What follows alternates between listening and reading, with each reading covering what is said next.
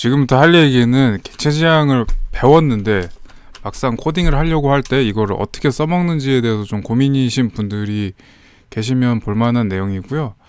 뭐 이론 내용이랑은 상관이 없습니다. 뭐 객체 지향 이론에 나오는 뭐 상속 다양성, 캡슐화, 추상화 이런 얘기 뭐 이런 설명들은 안 나오니까 그런 내용을 찾으신 분들한테는 맞지 않는 얘기고요. 이론에 관한 설명이 아니라 그냥 경험상 아는 얘기들을 정리를 한 겁니다. 객체 지향을 이용해서 코딩을 하려면 어떤 식으로 접근하는 게 편한지. 그래서 만약에 시험이나 뭐 이런 뭐 이론 공부를 위해서 정보를 찾으시는 분들한테는 전혀 적합하지 않은 내용이에요. 이거를 뭐 여기서 본 거를 뭐 시험지에 쓴다거나 하면 이제 틀릴 수도 있습니다. 오답 처리될 수도 있으니까. 객체를 두 종류로 나눌 수 있을 것 같아요. 이론에서 인정이 되는 내용이 아니고 그냥 저 혼자서 지금 설명을 하려고 임의로 나눈 겁니다. 먼저 구조체형이라고 적어놨는데 뭐 이런 거죠. 뭐 스토어라는 걸 정의를 하는데 이제 뭐 넘버, 타입, 뭐 네임, 플레이스, 프로덕트 리스트 뭐 이런 식으로 정의를 해놨습니다. 구조체라고 하는 거는 이제 C++ 때 많이 쓰던 용어예요. 그래서 이렇게 단일 타입으로 데이터를 표현하기가 힘들 때 이제 묶어가지고 표현을 하는 거고, 설명을 굳이 뭐 복잡하게 하지 않아도 다 이해를 할 수 있죠. 굳이 더 설명할 건 없을 것 같습니다. 복잡한 데이터를 표현할 수 있는 구조체형이 있고, 로직형, 뭐 행위들을 정해낸 클래스가 있을 수 있겠죠. 그래서 보통은 중요한 행위들을 할 수 있는 중요한 메서드들을 넣는 뭐 메인이라고 지금 정의를 했습니다. 여기 뒤에 숫자가 붙은 거는 제가 예시를 여러 개 만들면서 붙여놓은 번호라 신경 쓰실 필요는 없을 것 같습니다. 그래서 지금 저희는 예제로 뭐 게임을 만든다고 가정을 하고 게임에 있는 아이템 스토어를 만들어 볼 거예요. 사용자가 할 수 있는 가장 대표적인 행위는 상점에서 뭔가를 사는 거, 그거 바이라는 메서드를 하나 만들어 놓고 구현을 하는 거를 가정을 해보겠습니다. 그래서 스토어 넘버, 프로덕트 넘버, 뭐 아이템 넘버 이렇게 써도 됐을 것 같은데 일단 이렇게 해놨습니다. 그래서 상점을 찾는 과정이 필요하겠죠. 상점이 한두 개가 아닐 거니까 이제 검색하는 과정이 필요할 거고, 그 찾은 상점에서 재고를 찾는 과정이 필요할 겁니다. 그래서 나중에 이제 플레이어 잔고를 확인하고 뭐 상품을 감소시키고 잔액을 감소시키고 뭐 이런 동작들을 하겠죠. 그래서 마지막에는 메시지를 뭐 구매가 완료되었습니다. 이게 표시하고 끝납니다. 사실 이제 이미 하나의 다른 펑션으로 묶여있긴 한데, 우리가 개발자들이 공통적으로 이렇게 길어지면 반복되는 동작, 그리고 공통적으로 많이 사용되는 동작들은 하나의 다른 메서드로 묶어서 쓰게 되겠죠. 뭐 펑션이라고 할 수도 있고. 그래서 쇼 메시지를 이미 다른 펑션으로 구현을 했습니다. 이거는 다른 화면에서도 많이 쓸 것 같은 알림창 띄우고 뭐 이런 기능이라고 생각하니까. 그래서 쇼 메시지 하고 메시지 창 이 세부 내용은 뭐 이렇겠죠. 메시지 창 그림 가져오기, 그림을 불러오고 글씨를 채우고 닫기 버튼을 어떻게 동작할 것인지에 대해서 정의를 하고 화면에 그리면 그 알림창 표시가 끝나겠죠. 그래서 이게 원래는 이 내용들이 여기 안에 들어가 있을 건데 공통적으로 뺄 거니까 다른 메서드로 빼고, 그래서 우리가 매번 하는 동작입니다. 코딩을 하면서 뭔가 반복되는 거를 다른 펑션으로 빼는 것. 그래서 여기서도 또 보면은 상점을 찾는 행위, 또 이런 것도 다른 메서드로 뺄 수 있을 것 같아요. 그래서 이런 상점을 찾고 재고를 찾고 이런 행위들을 다른 메서드로 빼겠습니다. 빼게 되면 결국은 이제 하나의 메서드로 다른 걸로 이제 구현이 되겠죠.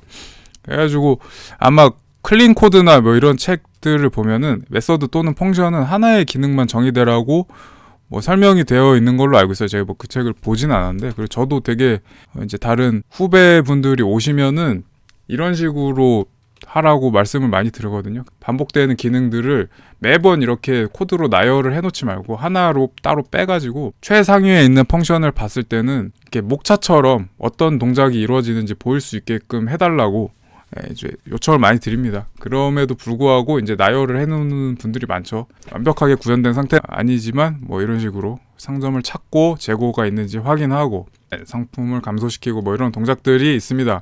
그래서 반복되고 코드가 커지면은 이렇게 따로따로 떼내게 되죠, 보통. 여기 이거랑 객체 지향이 뭐가 상관이 있나 싶을 수도 있는데, 이제부터 설명을 하게 되면, 객체라는 것도 사실 이 함수를 따로 떼는 것과 다를 바가 없습니다.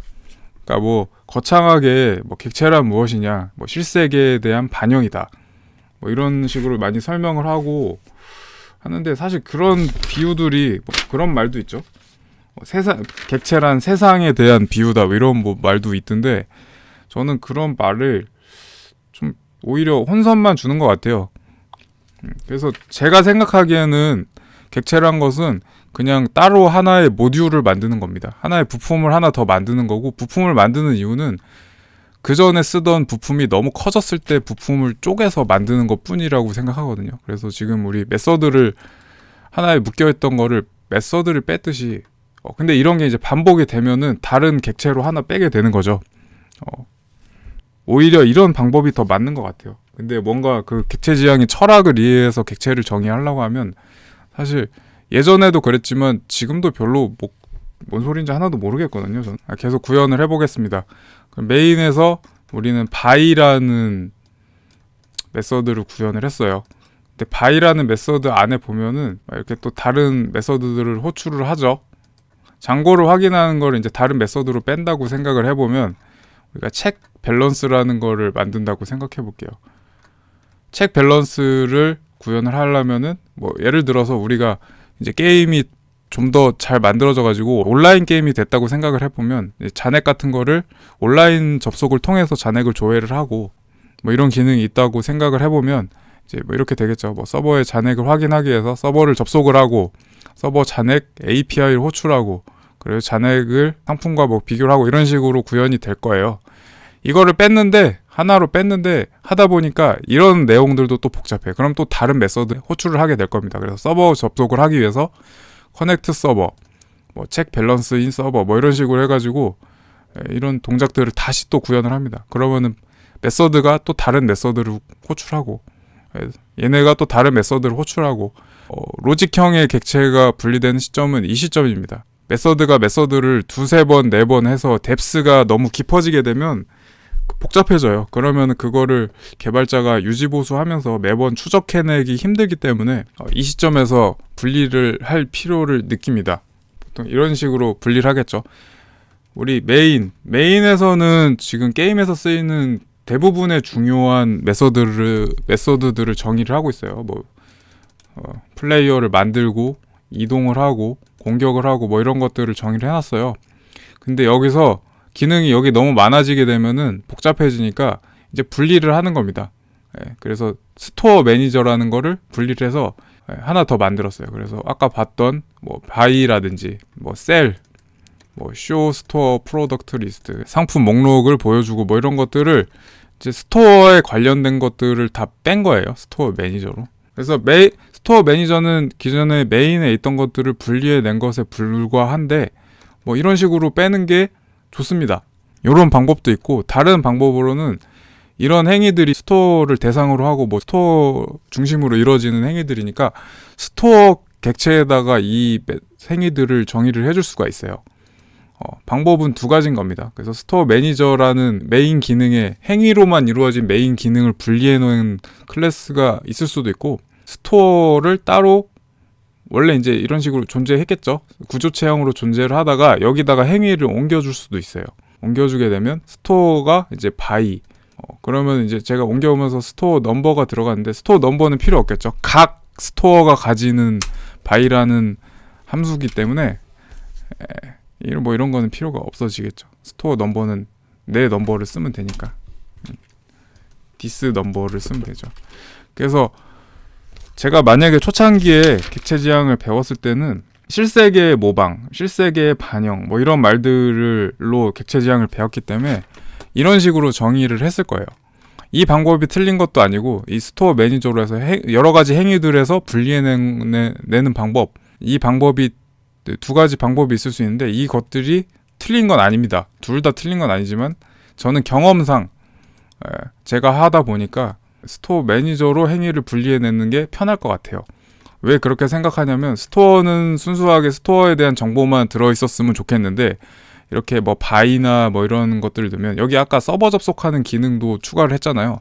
그러면 스토어가 다른 객체에 대한 의존성이 커져요. 얘가 이곳저곳에 연결이 되는 거야. 스토어 매니저는 어차피 기능을 구현하는 거니까 이곳저곳에 연결되는 것 자체가 큰 문제가 있다고 생각하지 않는데 스토어는 좀 그런 느낌이 아닌 거죠. 그래서 저는 두 가지 방법이 있는데 뭐 저라면 스토어 매니저를 따로 구현할 거고 둘 다 틀린 건 아닙니다. 근데 어쨌든 제가 지금 여기서 강조하고 싶은 건 그 실세계에 대한 반영이라는 말을 너무 철석같이 믿으면 이런 식으로 구현을 한다는 거죠. 여기다가 더 생각하지도 않고 스토어가 이 행위들에 대한 중심이야. 그래서 스토어 안에 바이랑 뭐 이런 거 다 구현할 거란 말이에요. 근데 그렇게 되면 나중에 좀 구현하기 힘들어요. 솔직히 이런 식으로 구현하게 되면. 행위만 모아놓은 클래스에 이렇게 정의를 할 수도 있고 뭐 행위의 주체가 되는 애한테 행위를 붙여줄 수도 있지만 행위만 따로 객체로 분리해낼 수도 있습니다.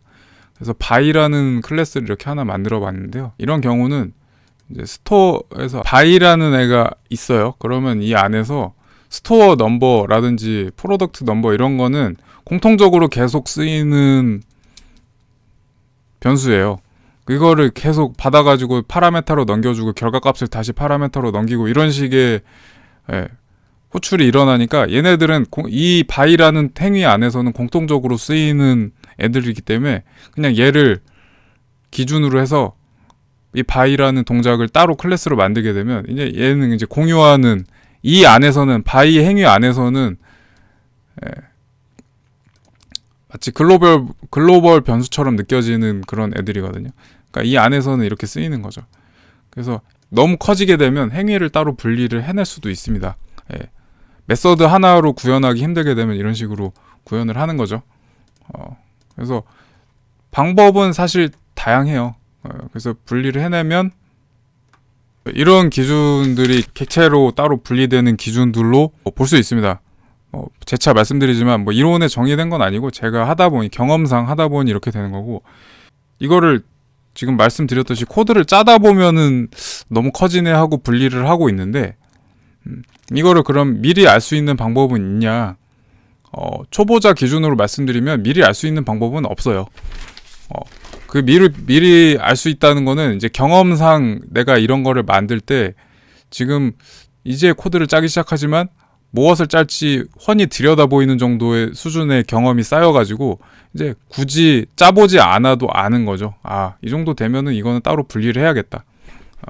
뭐 방법은 이제 다양하고 저런 식으로 그걸 알게 되는 거죠. 그래서 경험이 중요합니다. 많이 짜보고 경험에 시간이 쌓이는 것도 중요하겠지만 같은 시간에서도 이제 자기가 많이 시도해보고 하는 게 중요하기 때문에 이거는 초보자들이 좀 명확한 기준을 갖고 뭐 하고 싶겠지만 사실 그런 게 없어요. 하다 보면 알게 되는 거라.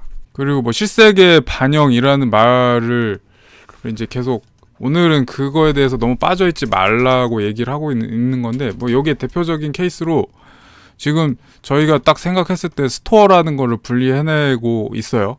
다른 객체로. 그런데 스토어만 분리되는 게 아니라 여기서 만약에 그 재고에 관련된 기능이 많아지게 되면은 여기서 스토어 스톡이라고 또 따로 저는 이제 분리를 해낼 수도 있습니다. 이게 그러니까 딱 생각했을 때 스토어가 눈에 보이니까 이것만 객체로 분리해낸다고 생각할 수도 있는데 그게 아닌 거예요. 그냥 기능 많아지면 그거 따로 분리해내면 되거든요. 이게 사실 가장 실무자 입장에서 코딩을 하다 보면 이 방법이 제일 맞습니다. 그냥 머릿속에 뭔가 뭐 이게 실세계의 모방이니까 이것도 따로 분리해내고 저것도 따로 분리해내고 하다 보면 정말 뭔가 멀리서 클래스 다이어그램을 봤을 때는 이게 이런 세상으로 이루어졌구나 이런 게 보이게 되고 뭔가 설계상 이뻐 보이긴 하지만 코딩하는 데는 아무런 도움이 안 되는 클래스들이 많아져요. 그래서 그냥 기능이 반복되거나 뭐 코드의 양이 많아지거나 코드의 양이 많다는 건 그만큼 중요한 기능이라는 거거든요. 그런 식으로 분리해내는 게 초보자 입장에서는 맞습니다. 그리고 그걸 미리 알려면 그냥 경험을 많이 해봐야 된다. 어쩔 수 없다.